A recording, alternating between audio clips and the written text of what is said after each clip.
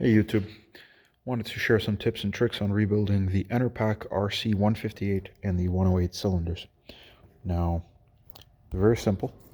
I haven't put it all back together yet, but there's a ring around here that has two grooves on the sides. You just put your screwdriver nicely in there and tap that out. Get it out, you're good to go. Now, inside here, there's a machine screw right in there.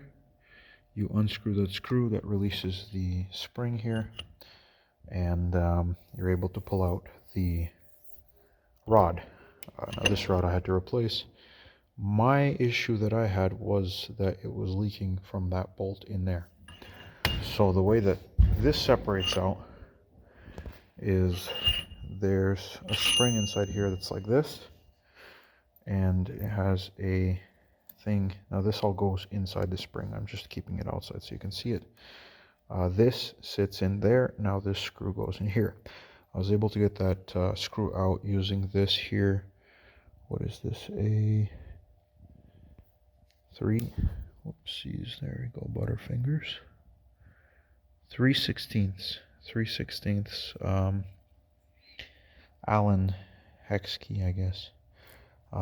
It's going to be a little janky getting in there.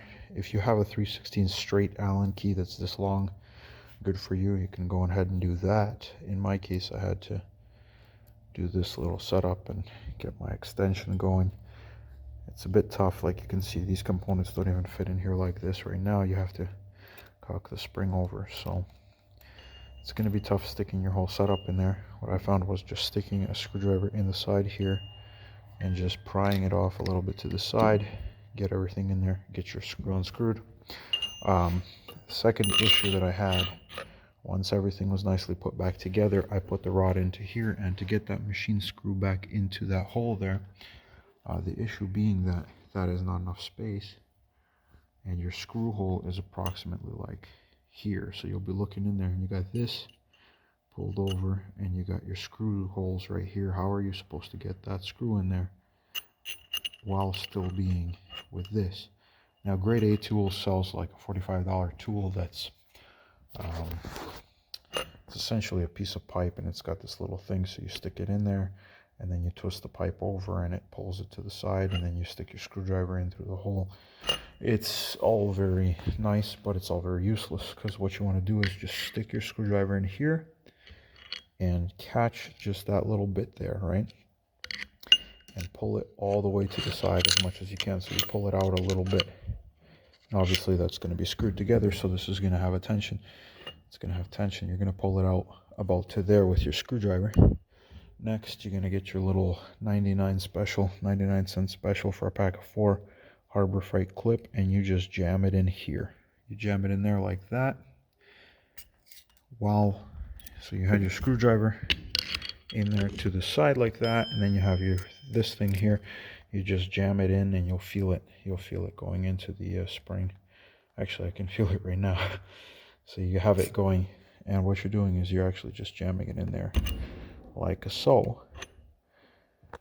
And so it's kind of hard to do this one-handed, but you just jam that in there. You get the point. And then that pin kind of sits there under the tension of the spring. You can get your screwdriver out, and then you can throw your screw in there and screw it in. That's how I was able to do this one here. Now, if you're doing these all day and night and charging people money for it, you could get that little tool that you stick in like that and turn it and get your little screw going there and everything. But if you're just a home gamer like me, you need to fix your cylinder right quick and in a hurry. That's a tip that I had. We had to kind of sit there and give it a good think, but that's what we ended up doing, was screwdriver in, pulled it to the side, stuck that guy in there. You can even see it kind of deformed my pick, but stuck it in there, held it, and pulled this guy out, got the screw in, and Bob's your uncle.